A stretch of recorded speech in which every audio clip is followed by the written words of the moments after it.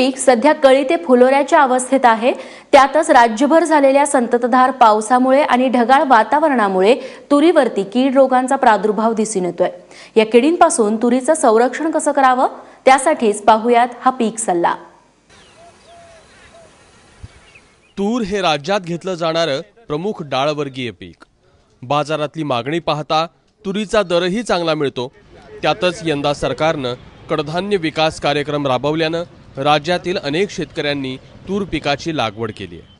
मात्र सध्या सुरू असलेला संततधार पाऊस आणि ढगाळ वातावरणामुळे तुरीवर किडींनी हल्ला केलाय। रस शोषणाऱ्या किडी जसं पांढरी माशी, तुडतुडे आणि फुलकिडींमुळे पिकांचं नुकसान होतंय। फुलकीड ही निळ्या रंगाकडे आकर्षित होते, त्यामुळे पिकात निळे चिकट सापळे लावावेत। तर तुडतुडे पिवळ्या रंगाकडे आकर्षित होत असल्यानं एकरी 4 पिवळे रक्षक सापळे लावावेत। म्हणजे महत्त्वाच्या अवस्थेमध्ये आपलं पीक आहे आणि ह्याच अवस्थेमध्ये किडींचा प्रादुर्भाव वाढायला सुरुवात होत आहे। रस शोषण करणाऱ्या ज्या किडी आहेत त्याच्यामध्ये पांढरी माशी असेल, तुडतुडे असतील किंवा फुलकिडे असतील, तर फुलकिड्यांच्या नियंत्रणासाठी जर आपण बघितलं तर फुलकिडींना हा निळा कलर आवडतो।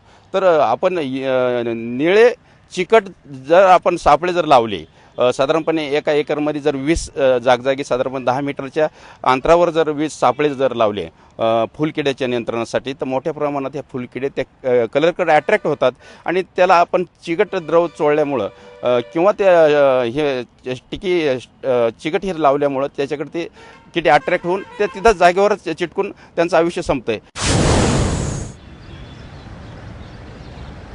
तूर पीक सध्या कळी ते फुलोऱ्याच्या अवस्थेत आहे। या अवस्थेत शेतकऱ्यांनी पिकांचं बारीक निरीक्षण करावं। या अवस्थेत घाटे अळी हल्ला करण्याची शक्यता असते। पिकावर घाटे अळी आढळल्यास एकरी 4 कामगंध सापळे लावावेत। तसंच अळीच्या नियंत्रणासाठी त्वरित निंबोळी अर्काची फवारणी घ्यावी। घाटे अळीमध्ये जर आपण बघितलं तर एका एकरसाठी जर आपण 4 कामगंध सापळे जर लावले तर याच्यामध्ये जे काही नवीन पिढी तयार होणार आहे तर ती आपण थांबवू शकतो। पहिला जो फवारा आहे आपण तो खऱ्या अर्थाने निंबोळी अर्कचा घेणं अत्यंत गरजेचं आहे किंवा निमार्क मार्केटमध्ये मिळत आहे। त्याचं जर साधारणपणे आपण 5 ml एका लिटरला जर द्रावण तयार करून घेतलं, सकाळच्या वेळेस जर आपण त्याचा जर फवारा जर घेतला तर खूप महत्त्वाचं आहे। जे आपले राहुरी कृषी विद्यापीठाने विकसित केलेले हेलिओकिल नावाचं जे जैविक औषध आहे, याचा जर आपण दुसरा फवारा जर घेतला किंवा बीटी ह्या जैविक कीटकनाशकाचा जर आपण दुसरा फवारा जर घेतला तर मोठ्या बऱ्यापैकी आपण ह्या अळीवर्गीय किडींचं नियंत्रण करू शकतो।